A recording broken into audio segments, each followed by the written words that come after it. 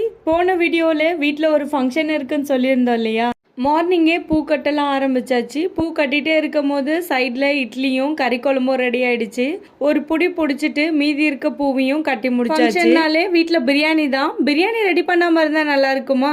எப்பயுமே பிரியாணினா அம்மா தான் ரெடி பண்ணுவாங்க. இந்த தடவை என்னோட மாமா தான் பிரியாணி மாஸ்டர். ஏன்னா ரீசெண்ட் டேஸாக எங்கள் மாமா செய்கிற பிரியாணி அல்டிமேட்டாக இருக்குது. பிரியாணி செஞ்சுக்கிட்டு இருக்கும் போதே ஒரு கெஸ்ட்டை வர ஆரம்பிச்சிட்டாங்க. கெஸ்ட்டை வெல்கம் பண்ணுறதுல பிரியாணியை ஃபுல்லாக கேப்சர் பண்ண மறந்தாச்சு.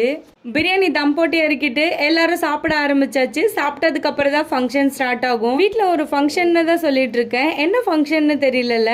இங்கே பார்க்கும்போது ஆல்மோஸ்ட் உங்களுக்கு தெரிஞ்சிட்டு இருக்கோம். எங்கள் அண்ணியோட 9th month baby shower function தான்.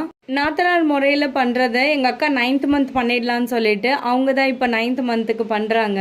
தட்டெல்லாம் ரெடி பண்ணிட்டு 9 வகையான சாப்பாடையும் ரெடி பண்ணி எடுத்துகிட்டு வந்து வச்சாச்சு. இப்போது அண்ணாவையும் அண்ணியும் கூட்டிகிட்டு வந்து அந்த சேரில் உட்கார வச்சுட்டாங்க. அக்காவும் மாமாவும் அண்ணா அன்னிக்கு 2 பேருக்கும் மாலை போட்டுட்டு 2 பேருக்கும் 2 கையில் மல்லிப்பூ கட்டி விட்டுட்டு அக்கா தான் ஃபஸ்ட்டு நலங்கு வைக்கணும்னு சொல்லியிருந்தாங்க. அக்கா ஸ்டார்ட் பண்ணதுக்கப்புறம் எல்லாரும் ஒருத்தராக நலங்கு வைக்க ஸ்டார்ட் பண்ணியாச்சு.